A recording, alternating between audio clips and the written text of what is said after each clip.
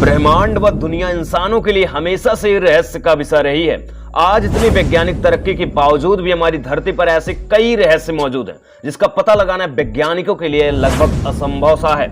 आम लोगों के मन में भी पृथ्वी को लेकर अनेकों सवाल आते होंगे कि जैसे कि पृथ्वी की उत्पत्ति कैसे हुई, या दुनिया कैसे बनी, पृथ्वी का जन्म कैसे हुआ, पृथ्वी का निर्माण कैसे हुआ, पृथ्वी की संरचना कैसे हुई। इस प्रकार के सवालों के जवाब जानने के लिए हर कोई उत्सुक रहता है। कुछ धार्मिक मान्यताओं के मुताबिक पृथ्वी का निर्माण भगवान या ईश्वर ने किया है। वही हिंदू, ईसाई व इस्लाम धर्म के मान्यताओं भी दुनिया के बनाने को अलग अलग राय हैं। वही पृथ्वी के निर्माण को लेकर विज्ञान का मत अलग ही है। वैज्ञानिक मानते हैं कि धरती सूरज से निकला एक आग का गोला था और समय के साथ ठंड हो गया, जिसके बाद पृथ्वी पर जीवन की उत्पत्ति हुई। आज हम इस वीडियो में आपकी तमाम इस प्रकार के जिज्ञासाओं का समाधान करने का प्रयास करेंगे। हम इस वीडियो को आपके लिए उपलब्ध कर रहे हैं, जिससे आपको समझने में आसानी होगी। तो वीडियो को अंत तक देखना, आपको सारी चीजें समझ में आने वाली है। नमस्कार दोस्तों, मैं अर्जुन देविल स्वागत करता हूं आपका फिर से एक नए एपिसोड में। तो चलिए हर बार की तरह शुरू हो जाते हैं। पृथ्वी की उत्पत्ति के बारे में वैज्ञानिक धारणा यह है कि तकरीबन 5 बिलियन वर्ष पूर्व कई गैसों के साथ मिलने से भयंकर धमाका हुआ। इस कारण बहुत ही बड़ा एक आग का गोला बना, जिसे वर्तमान में हम सूर्य कहते हैं। धमाका इतना तेज था कि इसके आसपास चारों ओर धूल के कण फैल गए और गुरुत्वाकर्षण बल के कारण कण छोटे छोटे पत्थर के टुकड़े के रूप में बदल गए। कई वर्षों के अंतराल के बाद यह कण आपस में जुड़ने लगे और एक समय के बाद सौर मंडल की उत्पत्ति हुई। और इस प्रकार लाखों वर्ष के पश्चात गुरुत्वाकर्षण बल के कारण पत्थर और चट्टानों आपस में जुड़ने लगी। इस प्रकार धरती का जन्म एक आग के गोले के रूप में हो रहा था। वैज्ञानिक का उदाहरण के मुताबिक 4.54 बिलियन वर्ष पूर्व पृथ्वी का तापमान 1200 डिग्री सेल्सियस था। ऐसे समय पर धरती पर केवल उबलता हुआ लावा, चट्टानों और कई जहरीली गैसें हुआ करती थी। ऐसे में पृथ्वी पर जीवन का होना असंभव ही था। पृथ्वी की उत्पत्ति के दौरान थिया नाम का एक ग्रह धरती की ओर 50 किलोमीटर प्रति सेकंड की रफ्तार से बढ़ रहा था। यह रफ्तार बंदूक से चलाई गई गोली से 20 गुना ज्यादा अधिक था। ऐसे में जब थिया ग्रह पृथ्वी की सतह से टकराया तो बहुत बड़ा धमाका हुआ, जिससे बहुत सारा कचरा धरती से बाहर निकल गया और साथ ही वह ग्रह धरती में समा गया। हजारों वर्षों के अंतराल के बाद धरती से निकला कचरा गुरुत्वाकर्षण बल के कारण एक गेंद के रूप में बन गया, जिसे आज के टाइम पे हम चांद बोलते हैं। इस प्रकार से चांद की भी उत्पत्ति हुई थी। पृथ्वी की उत्पत्ति के बाद अंतरिक्ष में बची हुई बाकी चट्टानों पृथ्वी पर गिरने लगी। इन चट्टानों में अजीब प्रकार के क्रिस्टल थे, जिसे हम आज नमक के रूप में प्रयोग करते हैं। आपको यह जानकर हैरानी होगी कि यह समुद्र का पानी इन्हीं चट्टानों के अंदर मौजूद नमक से निकलता है।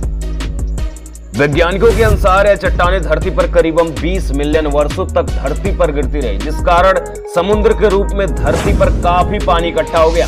लगातार इतने पानी इकट्ठा होने से पृथ्वी की सतह ठंडी होने लगी और चट्टानें अधिक सख्त हो गईं। धरती का अंदरूनी भाग में लावा अब भी अपने उसी रूप में मौजूद था तथा ऊपर का तापमान 70 से 80 डिग्री सेल्सियस हो चुका था। वर्तमान में धरती पर मौजूद पानी लाखों वर्ष पहले का है। उस समय चांद के धरती के बेहद करीब था और गुरुत्वाकर्षण बल के कारण धरती पर अक्सर तूफान आते थे और लंबे अंतराल के बाद चांद और धरती की बढ़ती दूरी के कारण तूफान शांत हो गए।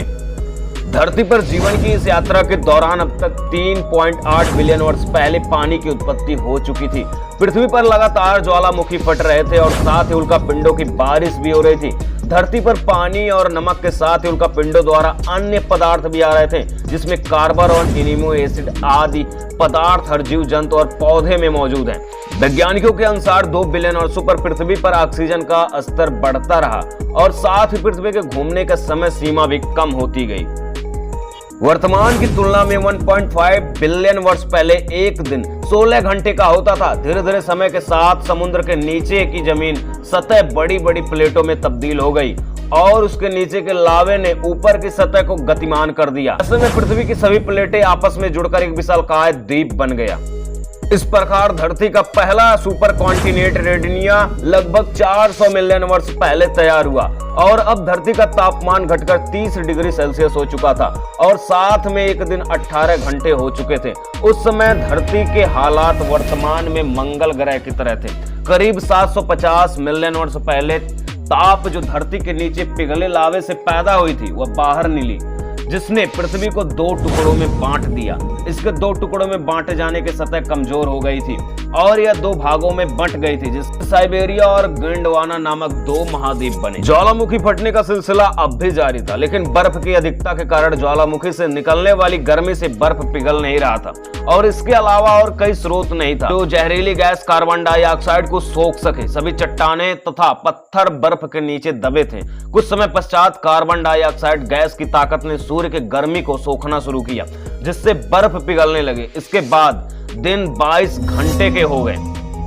लगातार रही बर्फ के कारण सूर्य से पराबैंगनी हानिकारक किरणें सीधी पृथ्वी पर पड़ रही थी, जिसकी वजह से केमिकल रिएक्शन होना शुरू हुआ और पानी से हाइड्रोजन पेरोक्साइड बनी और इससे टूटने के बाद प्राणवायु ऑक्सीजन बनने लगी। जब ऑक्सीजन 50 किमी धरती के ऊपर गई तो वह फिर एक केमिकल रिएक्शन होना शुरू हुआ, जहां पर ओजोन नाम की एक परत बनी, जिसने सूर्य से पराबैंगनी किरणों को सीधे धरती पर आने से रोकने का कार्य किया, जिससे इवान की शुरुआत हुई, एक आधार दिया। अगले 150 मिलियन साल तक इस गैस की परत काफी मोटी हो गई और धरती पर ऑक्सीजन गैस की मात्रा बढ़ने लगी, जिससे पेड़ पौधों का अस्तित्व हुआ और हम इंसान आज के टाइम पे इस धरती पर मौजूद हैं। कुछ इस प्रकार हमारे धरती का जन्म हुआ था।